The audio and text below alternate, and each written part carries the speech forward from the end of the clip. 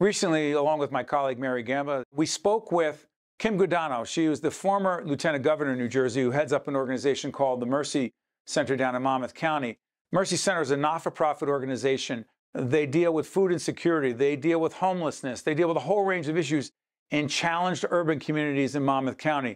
This is the former Lieutenant Governor, Kim Guadagno, over at Mercy Center. It's an important conversation.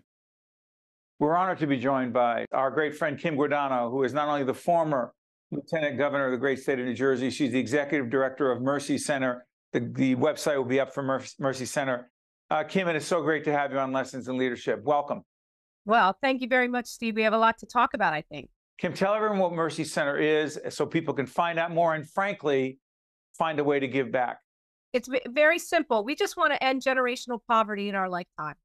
It's a very simple mission. We want to feed everyone, and we want to make sure that they don't ever have to come back to our food pantry or use our day services, our therapeutical services ever again. And we do that by feeding their emergency needs. So we have a free pantry that is open 5 days a week. And then we have 13 licensed therapeutic social workers who speak 5 different languages. And then finally, we have a school for girls 4th to 8th grade, because the idea is get people a great education so they can get out of the generational cycle of poverty. Based where, Kim? Where are you based? We're in Monmouth County. We started out about 2.5 years ago, just in the greater Asbury Park area. But with all of our therapeutic services, we are now in 4 separate counties doing some kind of valuable work to help stabilize people's families. Kim, on leadership, 3 years plus into the pandemic, what would you say the most significant change has been in your leadership approach to leadership? How have you changed as a leader because of COVID? Well, I'm much more empathetic. The stories I have seen in the last 3 years. Look, when I was a lieutenant governor, I got all over the state. We went through Sandy. We had some pretty serious disasters. And you learn to love people that way, but you never get to know them. In the last 3 years, I can tell you story after story after story that is heartbreaking about the work that we do in the greater Monmouth County area. And that is, to me, the greatest change. I knew there was a need because of my prior job, but now I know there's a need. And I also know this, Steve, and this is what gives me hope. We can fix it. We can change it. It takes a lot of work, takes a lot of people, both giving and being willing to get help. But we can make this happen. I'm confident in that. Mary. Yeah, definitely, Kim. Can you talk a little bit about women in leadership and the importance of women being mentors, coaches, especially to our young girls today, especially tied to the Sisters Academy? Well, the Sisters Academy is a private independent school on the west side of Asbury Park. I mean, such a tough neighborhood that a month ago we had a shooting literally on the front steps during school hours. That's how tough the neighborhood is. That's why the school is there. And that's why we need it first, because we want to create small, strong, independent women. You get into a good high school, and then you're going on to college or a tech school that's going to get you out of that cycle of coming to the pantry every day. So to answer your question, what we do with the school is we bring in women that look like the students. So all of my students are Black Americans, not African Americans. They're Black Americans. They could be Islanders, they could be Haitians, they could be African Americans. But what we want to do is bring in successful women. I'll give you one example. I'm sure you know Margie Perry, who runs a great construction business. She's on our board of trustees. Oh, there was an accident. No, she's the best. She came down. Margie's the best. She is a truth teller. She'll tell you the truth. She'll talk to them one-on-one, and she's not afraid to tell them, yeah, it's going to be hard. Wake up, get a good education, and then get out there and go get it. And she's been fabulous for us because, I can talk all I want, blah, blah, blah, but I don't live in their world. Margie comes from their world. So we like to bring women leaders like that in, Mary, just to make sure these girls have role models. Who was yours, Kim? Who was your role model? Oh, for being a leader? I go back and forth. My dad, he was a broadcaster, so you can appreciate this. He moved 25 times before I was 25 years old. Every time he made his numbers, he moved to a larger market. And when he didn't make his numbers, he moved out of that market. So why was he a leader? Because he was able to take his 5 kids and say to them, what he believed in, what he thought was the right thing to do. He was very Catholic. He was very mission oriented. He was very centered on getting to a goal. And that's what I learned from him. But my mother, in later years, I came to appreciate more after I had my own kids, was the one that managed all of it, allowed him to move forward in his career with 5 kids and move 25 times with 5 kids. So I had to say that both of them, a 1-2 punch. It was always an interesting dinner table conversation. As Kim talks about her mom, it's such a cliche, but it's so true.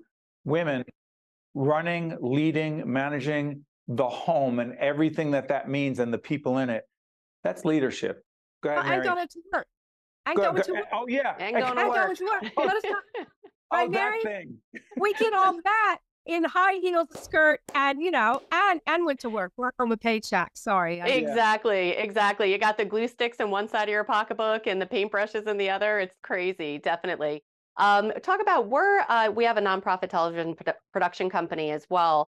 Talk about no money, no mission. We've talked about this offline as well. The importance of building relationships. We talk about our kids. I tell my kids all the time, I said, listen, you're not going to get anywhere in life unless you build relationships. Do not burn any bridges. Make sure you understand the importance of connections.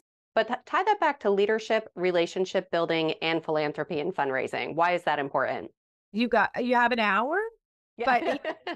But look, kids have it much easier today with social media. When I grew up, I keep telling my kids I didn't have a computer. So you didn't have social media. You didn't have a way to connect with people. If I want to ping a big donor and say, you got 5 minutes? I promise it won't be more. Then I can do that today. You could not do that 10 years ago. Now, if you have to manage it, that people have to understand what you're doing and they have to buy into what you're doing, literally.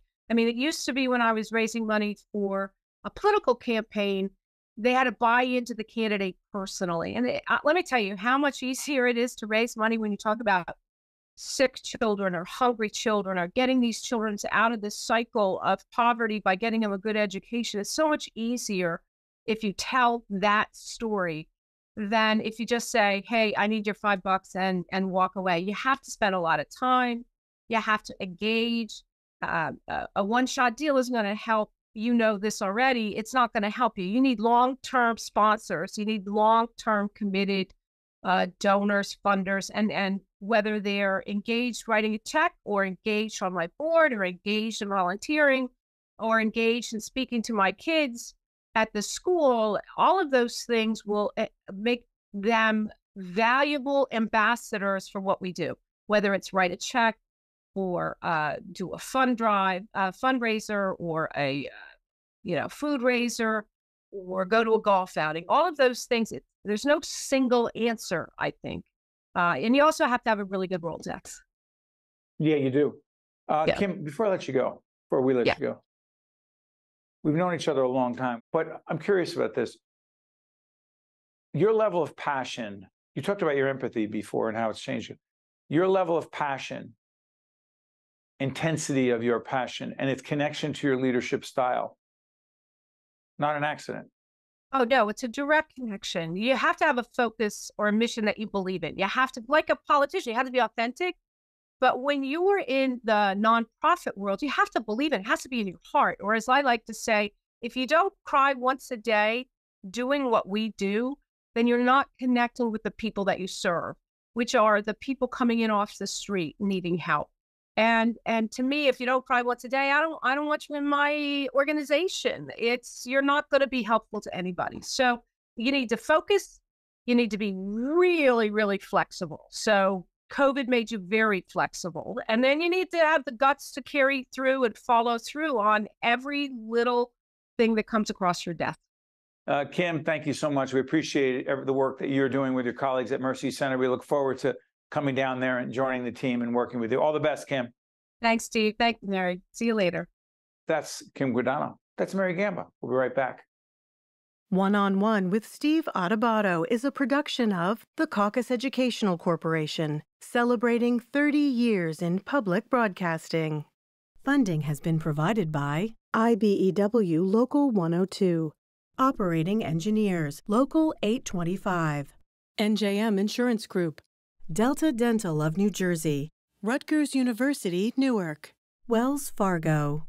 PSEG Foundation, Johnson & Johnson, and by the Russell Berry Foundation. Promotional support provided by the New Jersey Business and Industry Association and by NJ.com. NJM Insurance Group has been serving New Jersey businesses for over a century. As part of the Garden State, we help companies keep their vehicles on the road, employees on the job, and projects on track. Working to protect employees from illness and injury, to keep goods and services moving across the state. We're proud to be part of New Jersey. NJM, we've got New Jersey covered.